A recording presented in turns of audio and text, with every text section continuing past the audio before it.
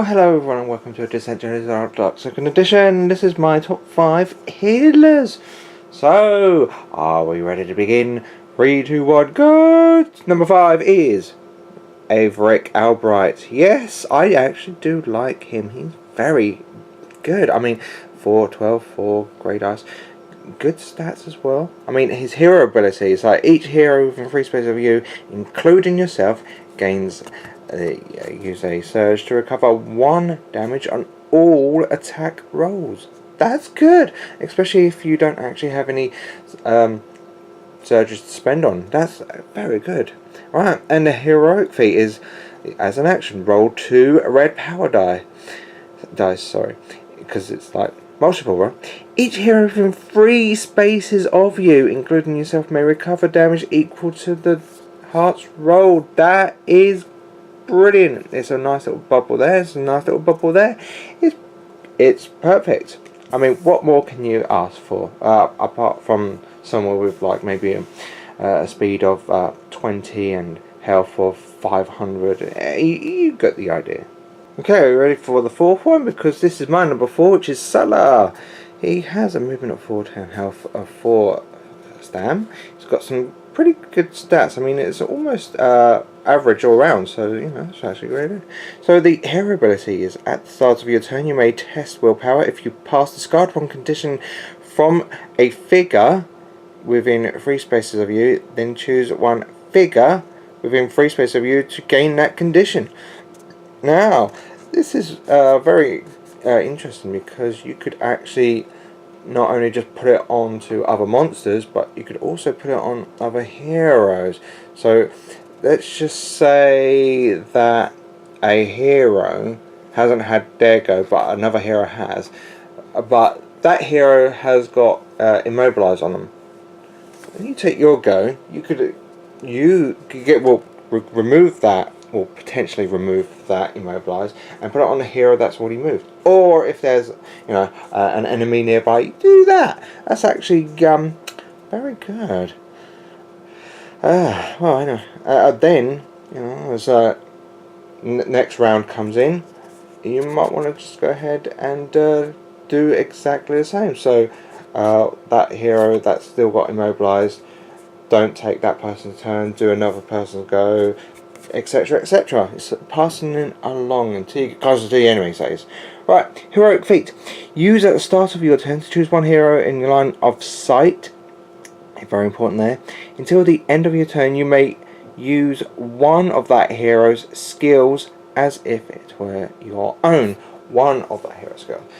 Any of that hero's skills, which a lot of them, it would be really handy and good.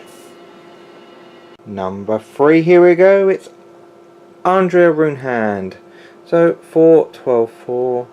Some intriguing stats right there. Her hero ability is, each time a hero within 3 spaces of you suffers 1 or more damage from an attack, the figure that performed the attack suffers 1 damage. Brilliant against creatures that are hard to hurt, and also fun to deal with lieutenants as well. Heroic feat is an action. Choose 1 hero within 3 spaces of you, then perform an attack that targets a monster within 3 spaces of you. The chosen hero covers health equal to twice the amount of damage the target monster suffers from the attack.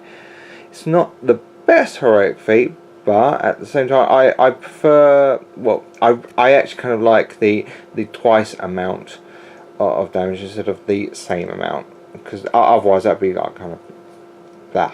But the hero ability is pretty good, I'll have to admit that, and the hero feat isn't all that bad as well. Here we go, it's come to number 2, and it's Isfa. 4, 10, 4. Almost overall stats.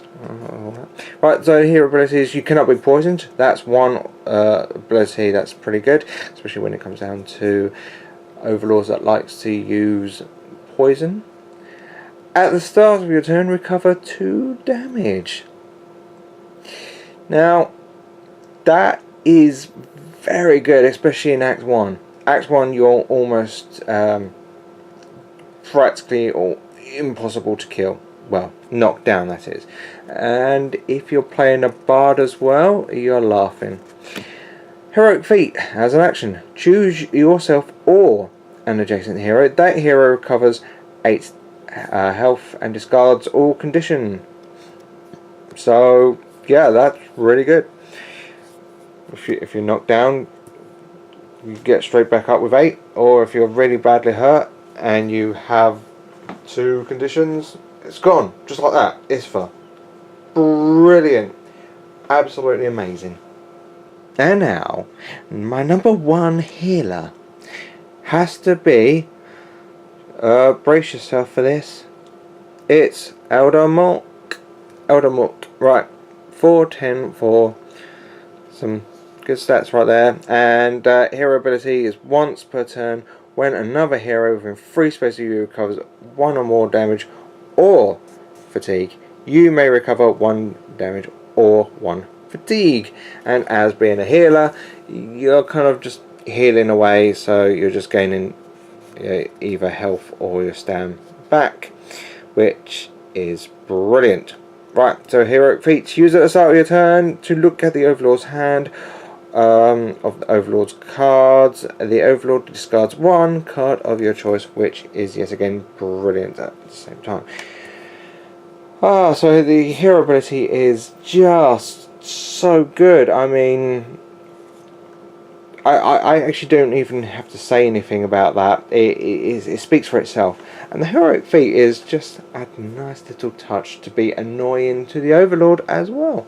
So there you have it. That was my top 5 healers. And you have Eldermork comes from Oath of the Outcast. Isra comes from Visions of Dawn. Andrea comes from Crusade of the Forgotten. Sadler comes from Guardians of Deep Hall, and of course Varrick comes from the core game itself. So if you're interested, look these ones up, because I think these ones are my top 5 favourite. What is your top 5 favourite healer classes? Classes? I meant heroes. That's another story. So yeah, put your comments down below. And that's it. So thank you very much for the time. Bye.